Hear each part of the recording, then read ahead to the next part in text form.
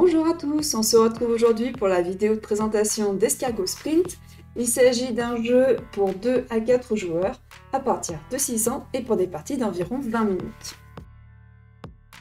Dans Escargot Sprint, nous incarnons des escargots de différentes couleurs qui vont essayer de traverser la terrasse qui est ici pour arriver jusqu'au potager et pouvoir déguster les jolis légumes. Sur le plateau, on peut constater qu'il y a une case un peu spéciale. Il s'agit de celle-ci. Cette case, elle a des flaques d'eau qui vont nous permettre de sauvegarder notre progression.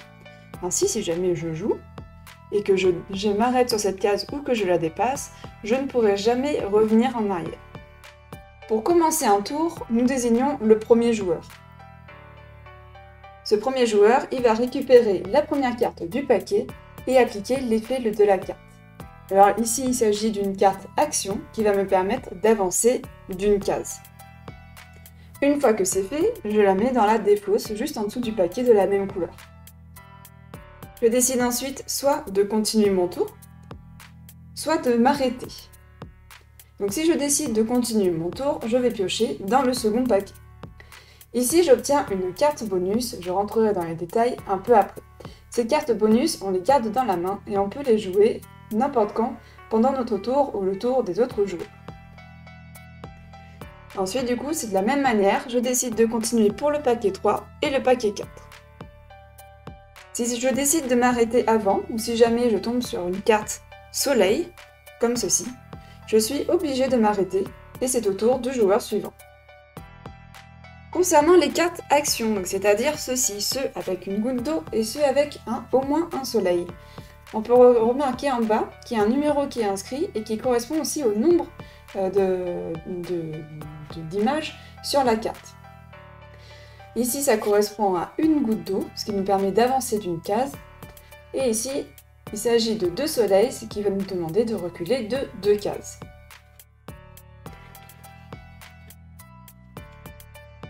Les cartes bonus sont un peu spéciales puisqu'on n'est pas obligé de les jouer immédiatement. Nous pouvons les jouer à notre tour ou au tour des autres joueurs, mais on ne peut avoir qu'un bonus du même type dans la main et nous ne pouvons également conserver que 3 bonus dans notre main.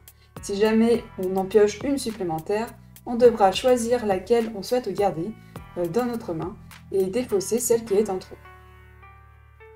Concernant les cartes bonus, nous avons donc la salade qu'on peut jouer pendant notre tour et qui nous permet, lorsqu'on pioche au moins un soleil, de ne pas reculer. Donc notre tour s'arrête tout de même, mais ça nous évite de reculer sur la terrasse. Nous avons d'autres cartes bonus. Nous avons la carte parapluie, qui va, lors du tour de l'adversaire, l'empêcher de profiter d'une carte goutte d'eau. Une fois qu'il a dévoilé une carte goutte d'eau, on va en profiter pour jouer cette carte et l'empêcher d'avancer. Nous avons la carte escargot, qui va nous permettre de bousculer un autre escargot pendant son tour et de le faire reculer d'une case.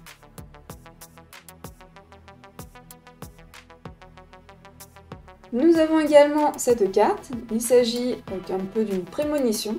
On va pouvoir regarder la première carte du paquet suivant et décider de si on la joue ou non. Ça va nous permettre d'être un peu plus prudent sur notre choix de jeu.